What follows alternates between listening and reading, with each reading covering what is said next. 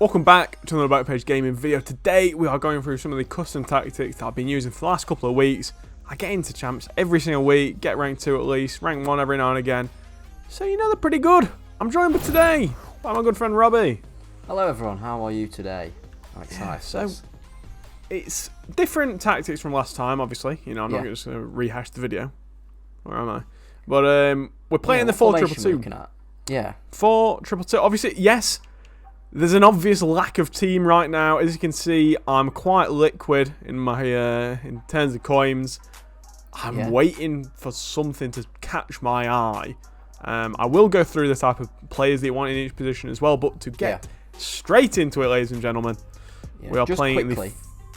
If you're not already, hit the subscribe button.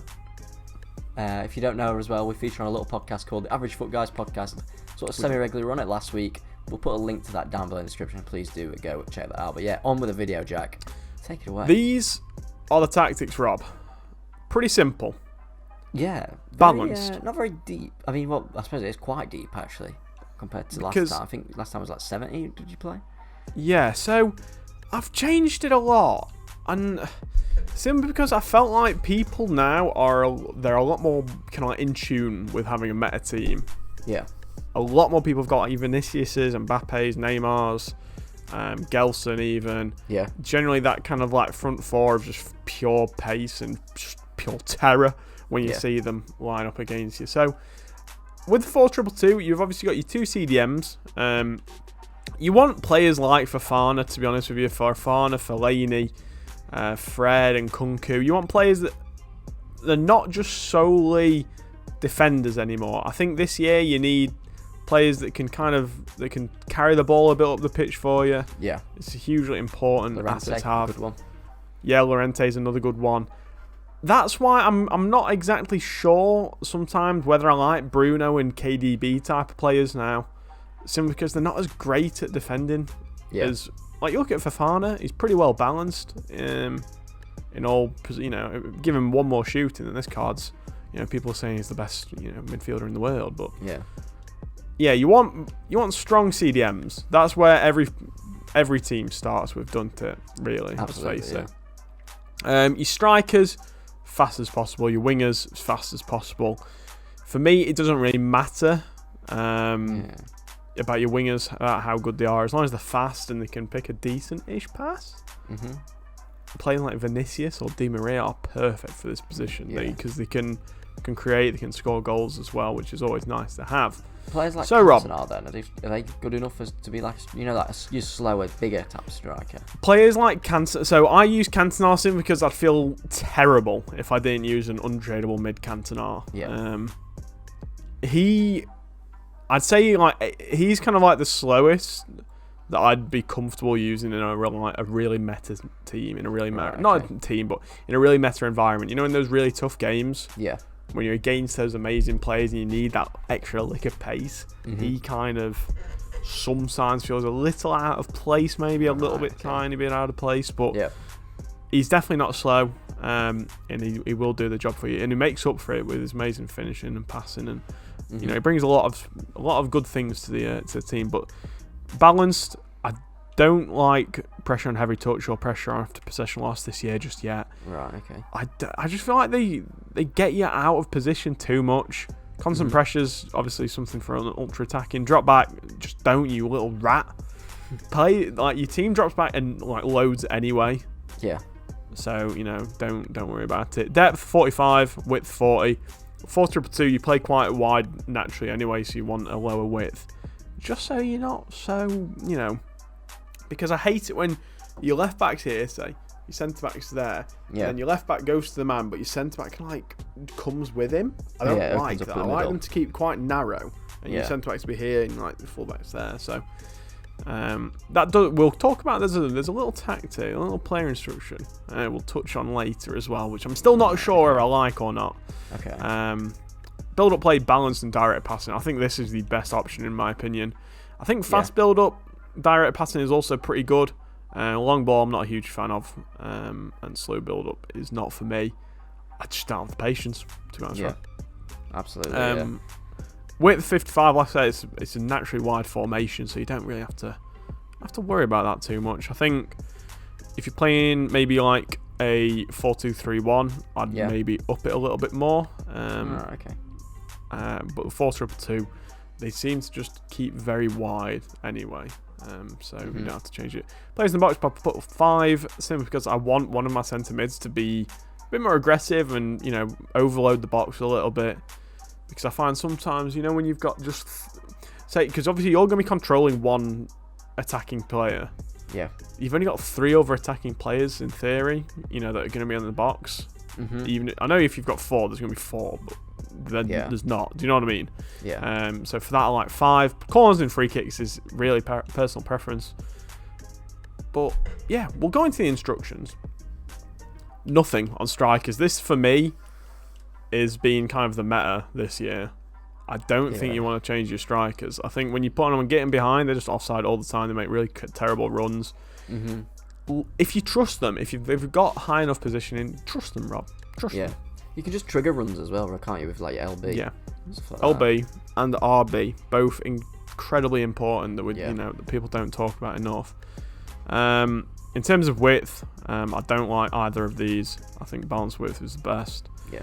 If I was to do one of them, I would probably actually go and drift wide. Really? More than anything, yeah. Simply because I think that they take up better positions, whereas I think stay central, they kind of just stay in the middle of the pitch all the time, which I find really frustrating. Yeah. Simply because you can't do anything there. But defensive support, don't put them on stay forward because they just stay too isolated. It's just incredibly frustrating. So, this is one, Rob, that I've come to really like it. It's free roam on my. This is on my left one, on my left attacking mid. This is. Yeah. You could have it on your right mid, if you want, but for me, I just create. Yeah, because what they do basically is I was about to point to the screen. That was a very stupid thing to do. But what they do is they drift into the pitch a bit more, and they also drop back a lot more. So I find I used to not really like the 4-2-2 because I felt quite isolated in the middle. Yeah. This really solves it for me. This one instruction solves it for me. They take up really good positions. For me, I was using Chiesa there, and I really enjoyed him there. I think you want someone that's quite creative. I think even Cantona would work all right there, to be honest. You know, like a slower player, simply because they do drop into the midfield quite often. And they kind of bridge that gap that I think sometimes the 4-2-2 suffers from. You know, when you're trying to make it get up the pitch, but you can't. You don't have that middle person to kind of pivot around. So yeah, that I'd say is an absolute necessity. Whether you want him on the left or the right, it's down to you which side you attack down better, more naturally. And for me, it's the left. Nothing else on the instructions. You could maybe put conservative interceptions, but I don't think you need to. No. And the other one, just on default. Any questions about the free roam, Rob? It's a bit of a different one. It is a bit different, isn't it? So I suppose, like, do they just not stick to that position? Does it get they literally, bro, they float. Like, I wouldn't say it ever gets annoying.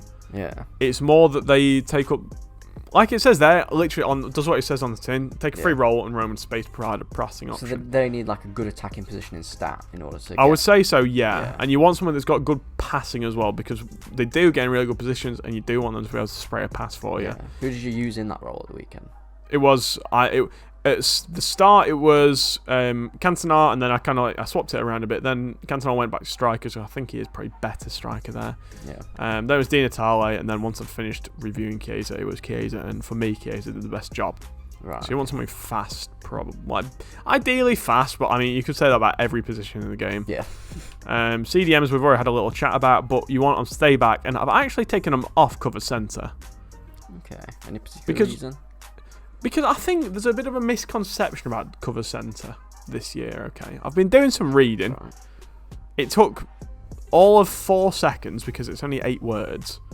Defend the open wing if teammate isn't marking already. Right, so okay. They're always marking it. You've always got your left back there, or your left attacking mid, or your right attacking mid, or whatever. Yeah. For me, they will not do this. The AI positioning on, especially on high defensive awareness players, they're going to be in the right place most of the time, Rob, to be honest. Okay. So you needn't worry about that. If you really want... No, in fact, I'd either do both on cover centre or both on cover wing. Don't do one or the other. Right. Otherwise, you'll just end up with an unbalanced team. Centre backs don't do anything. Don't think you're crazy. The fullbacks, we've got to stay back. Both of them on overlap as well. Overlap, okay. For me, I really like this tactic. This instruction, I should say. Simply because I don't like occasionally make forward ones. I'm turning to Jonathan Ross. Yeah. Forward runs when their opportunity arises. So for me, I don't mind them making forward ones every now. I can't say the word runs. What is happening? Every now and again. But for me, I want them to be overlapping on the outside. Yeah. I think it's so much better than inverted, which I think is crap. I'm not Pep Guardiola. I don't want an inverted right back or an inverted left back. I want overlapping ones. I want them to bomb forwards, especially because of the free roam instruction on your left attacking mid. Yeah. With him dropping in, into the pitch a bit more, space. and having your left back go forward, I've really enjoyed Theo Hernandez in that role. I think Phil and Mendy would do an amazing job as well. Anyone with good dribbling, quite fast and decent-ish passing will do really well. Rule breaker Davies would be exceptional there, I think. Does it ever leave you exposed at all, or? I wouldn't say so, no, not really, because I think the CDM then, with him not being on cover centre, does drop into a wing back position. So it's a really nice combination of instructions for me. Yeah. I did play around with step up, just step up 1, not step up 2. Step up to the streets. Yeah. So it's mark opposing attackers tight when they're free to receive a ball, but it's stepping up, and I don't like it. I think it leaves you too exposed to people that are good. Yeah, and play around you, and just generally, I want more control over my players. I don't want my players doing too much stuff by themselves that are complicated things. I know it's not. Yeah. But yeah, stick to position on those ones, and then keeper, I'd always have on comes for crossers and sweeper keeper. Yeah, that makes sense. Yeah. Because this year, I think it really benefits you to be aggressive with your keeper. People get nervous very quickly. People still... Yeah. There's still not that one type of shot, do you know what I mean, that's really overpowered. Absolutely, yeah. So people get nervous sometimes. If you give people not long to think about what shot to take, they're not going to take a good one, trust me. No, yeah. Absolutely. Trust me, daddy. But yeah, Rob, those are the tactics. You can see the other ones that I'm playing here. I've got a 4-2-2 set up, I've got a 4-4-2, and I've got a 3-5-2 constant pressure set up too. They're the tactics, Rob. That's what I've been playing for the last few weeks. I really like it. I think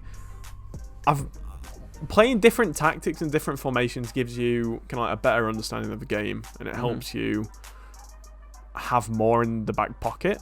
When you need it. I think maybe the next lot of tactics that I'll do, it's probably gonna be a 4. It might even, Robbie, I might even go back to the 4-2-3-1. Oh my. I know, but yeah, they've been 4-2 tacks. Like I say, I've got rank 1 with them once, and then because I've been using them for about 3 weeks, I've got rank 1, then rank 2, and rank 2. Got into qualify. I've got through qualifiers every time, so they're well tested. Really enjoy. I'm happy with the tactics video. We don't bring them out unless we've used them for a bit and we are happy with them. So absolutely, yeah. Rob, what formation do you think? What formation would you like me to use for the next time? Maybe something. What about like a 4-3-3? I've played against a guy that actually was quite successful with that against me. I should have asked him for it. It is. I think it's one of those where if you're really good with it. Yeah.